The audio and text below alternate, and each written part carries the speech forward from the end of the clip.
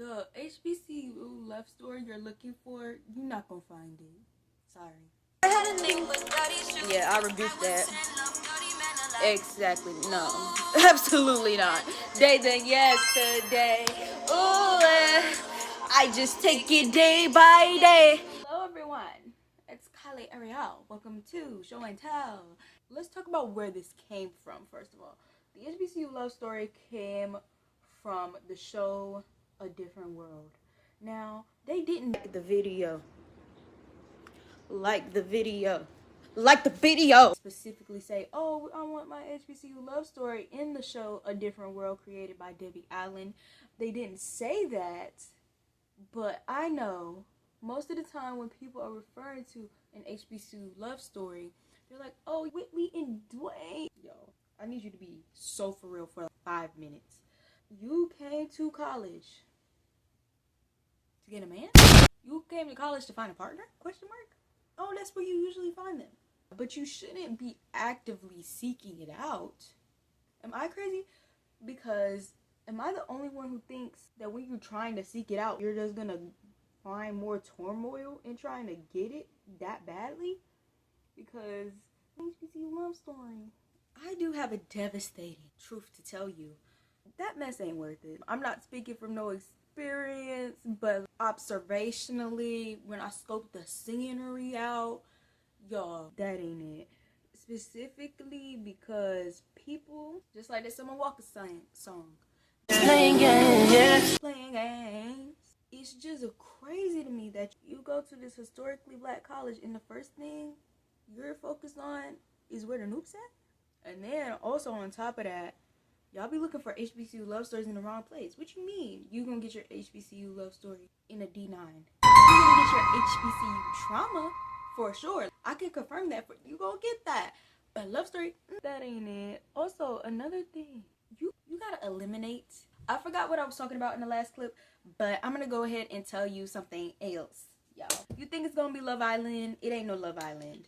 You did not come here for love. You came here for a degree. And I just want to keep you ladies on the right track. Because what you mean you came here for love? That's not what you're here for, baby. You came here for a degree. That being your main venture while you're at HBCU.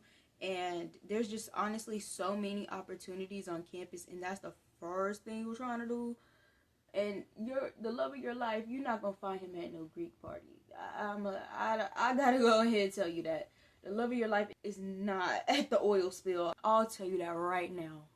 The love of your life is not at that oil spill. Because everybody, you're allowed to, but I feel like to actively seek out a love story and be like, oh, I'm going to find my wife here. That now you're just putting too much pressure on yourself. And then also, you're here for a degree. That'd be my main thing. You're here for a degree, Bookie. Like, yes, do the love side. Do the love side quest if you feel like you can handle it. But if it's getting in the way of the main mission, that side quest gotta be thrown away. You gotta throw away that side quest. Abandon the side quest because obviously it doesn't know its place. Because there's no reason a breakup should be so bad to the point where you're missing class and you're going to the therapy resources on campus to get an excuse letter so you won't have to go to class because you're just that tore up.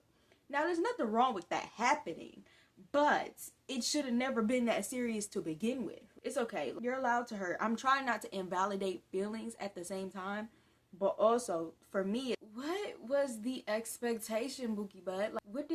I thought that was the love of my life. For real? You met him 3 weeks ago during your first semester.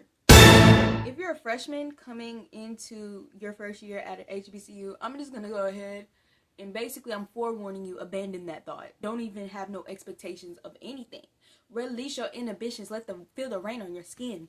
Because when you come into any space with a lot of expectations, especially about a certain thing, and it's not delivering, you're going to be like, oh my gosh, this was freaking horrible. It was awful.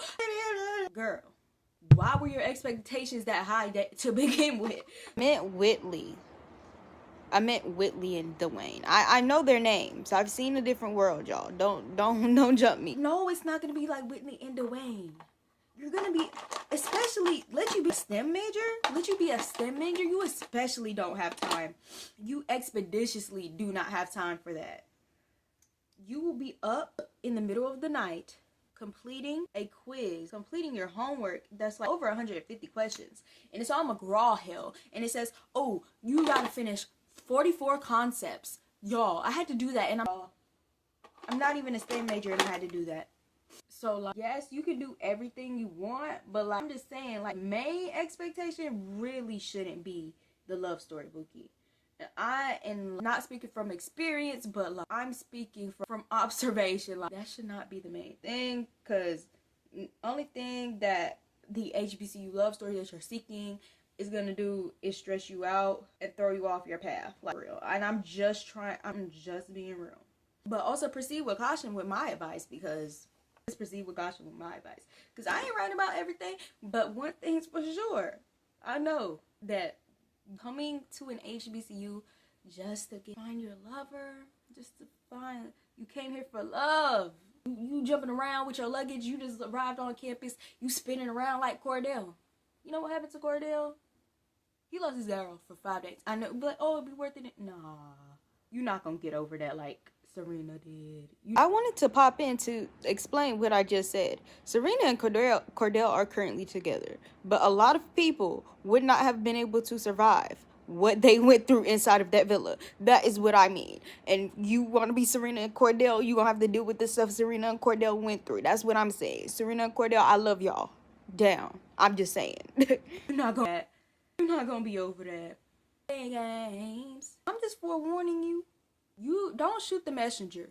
Do not shoot the messenger. How you gonna be mad at me? How you gonna be mad at me for telling you the truth? What sense does that make? Now I see you coming in the comment section, just with all your you probably picking up HBCU love story. If you had a high school sweetheart, I'm not saying abandon that, because if you feel like, if you know it can work, it's gonna work, of course. But I'm just saying, I don't think it's the wisest decision, simply because you're moving in 2 different directions and you need time to find yourself. And sometimes I don't feel like that accompanies another human being out of that as well. And that's just my truth. I don't think that usually has another person in it, but for a lot of people it still works, because you make your way, you go see your person and stuff like that. But don't forget what you're here for. You came for that degree, you came for that diploma, you came for that network, you came for that experience, you came for them resources. Don't get distracted, because everybody on the HBCU campus is beautiful. Everybody, like, literally on the HBCU campus, you're surrounded by beautiful individuals every single day. It would be ridiculous to tell you not to have feelings for nobody, but don't make it your main goal to have a partner.